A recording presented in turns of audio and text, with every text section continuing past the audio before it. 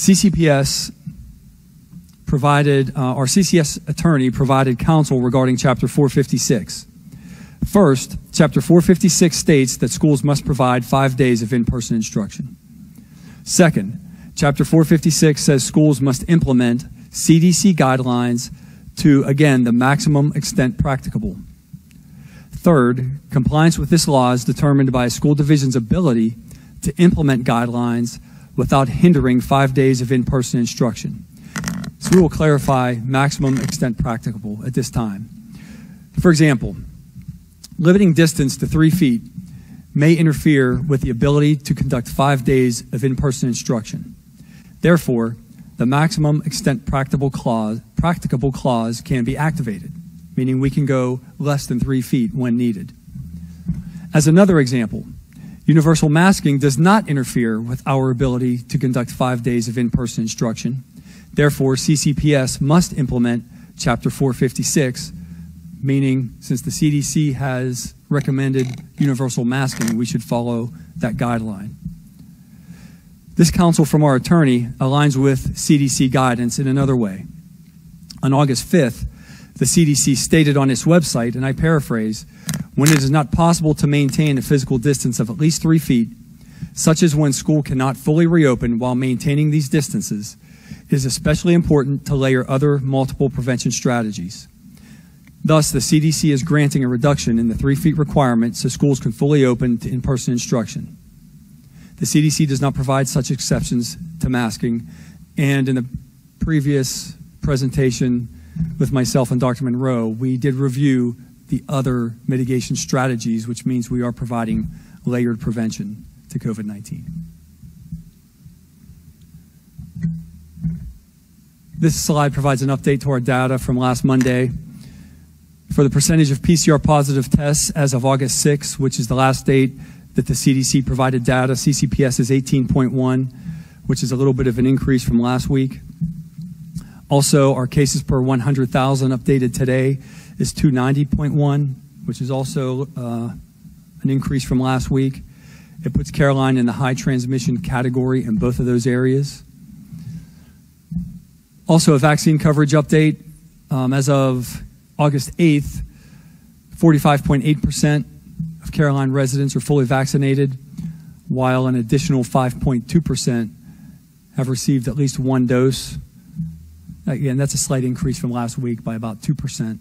So last week we were about 49, this week we're at 51, combining those two numbers. So, Mr. Wick, if the CDC recommendations then for in-person instruction changes to not require masks, we would not have to require masks in school? I believe that would also align, yes, with Chapter 456. If the CDC reduces that requirement, then we would be able to also reduce our requirement. I would like to make a motion per, let's see, Chapter 456? Correct. Per Chapter 456 state law, that we follow the CDC guidelines and require require everyone in the building to have masks on during school.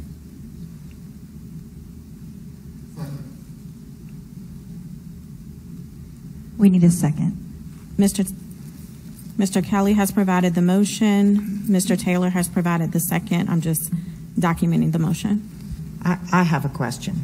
So then this would be that all students, pre-K through 12, would, as well as every person employed in the school system, would be required to wear masks. That is correct, as well as any visitor to the school system. And this would include all indoor sports? This would include all indoor sports, yes.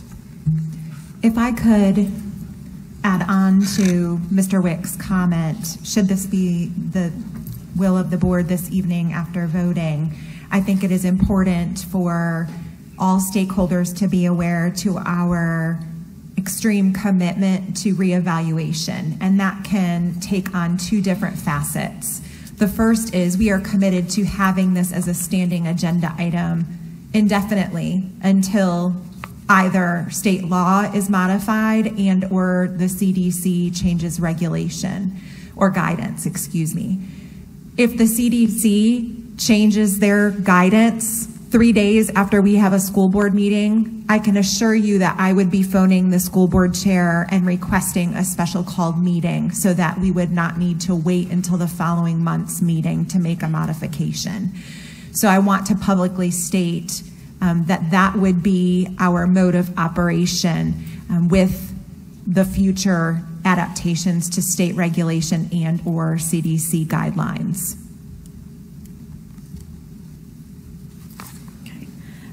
So I have the motion as per Chapter 456. CCPS will follow CDC guidelines requiring all students, K-5 employees and K-12,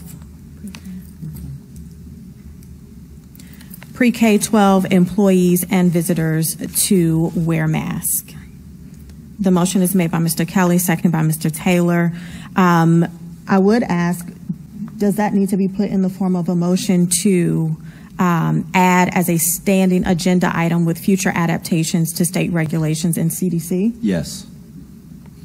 Mr. Taylor, would your second still saying to include that so that this is an item that stays relevant and on our agenda? I would second that. Okay.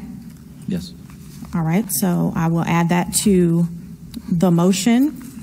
Mr. Wick, there have been questions about the availability of masks for students throughout the day in general. Can you speak to availability of masks in the schools? Yes, I know we are ordering. I can defer to Ms. Stevens here, actually. Good evening. We have already, instructional team has already sorted the masks and been delivering them today for the cloth masks, 1 per student, and staff will be getting them also. We also have 40,000 disposable masks coming in, and they will also be on the bus. Okay. All right. If there's no other discussion or questions, I'm going to ask the clerk to please call for the vote. Mr. Kelly? Aye. Mrs. Carson? Aye.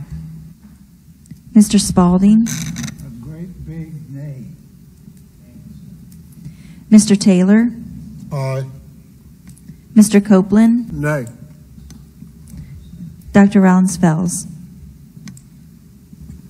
We do not allow comments from the audience.